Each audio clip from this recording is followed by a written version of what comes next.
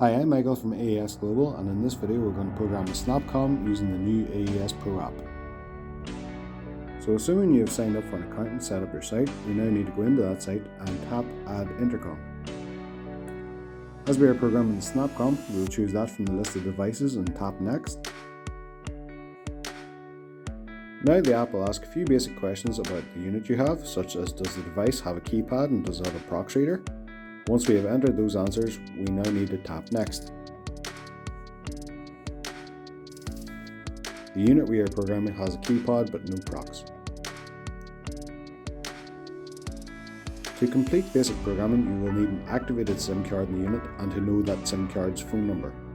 The device functions through the SIM card, so it is vital in making sure that the unit works as intended. This is the proper way to enter the SIM card into the device. As you can see, there's a small diagram etched here.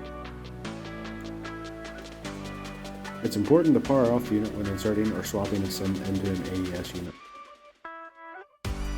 You will see some information here on SIM orientation and data usage. The app is asking us for the SIM card phone number that the device is using. We will enter it here.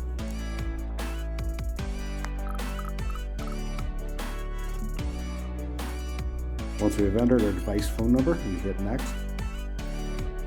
The app will ask you if you would like to change passcodes now for added security.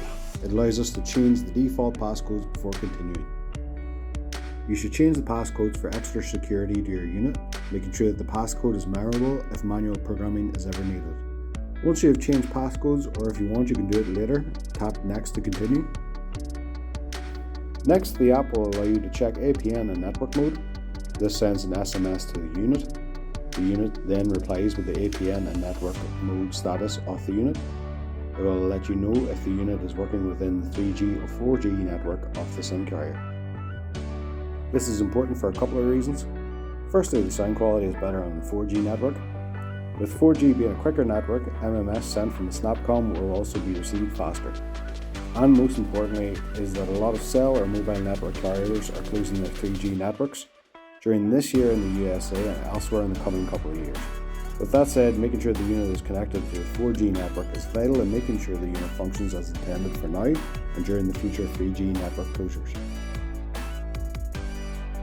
Next, the app will allow you to add caller ID numbers. When you program a caller ID into the unit, that number is stored in the intercom, and once that number is recognized by an incoming call to the unit, the relay is activated. So if your phone number is programmed into the unit via the caller ID function, you can call the intercom and it will open the gate or door for you. Add keypad codes. If your unit has a keypad, you can easily program in keypad codes that allow for easy access to the property. Enter your keypad code here. Select which relay you would like the code to activate. Say relay 1 is your main gate and relay 2 is a side entrance. Enter relay activation time. For most gates, a 1-second relay activation time is enough, but for doors with a magnetic lock, a longer activation time may be needed. Once again, you can update and delete keypad codes at any time via the app, providing you have the correct passcodes for programming.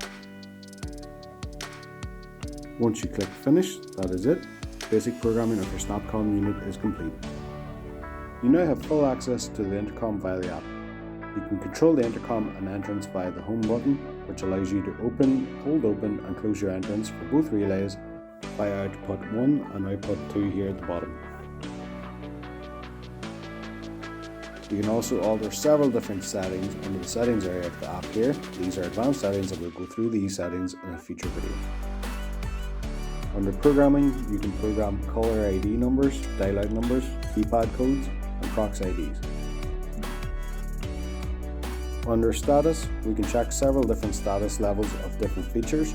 These will change between intercoms, but in the Snapcom you can see that we can check the status of the entrance, making sure it is open or closed, signal level of the unit, and a whole host of other statuses. And that is it.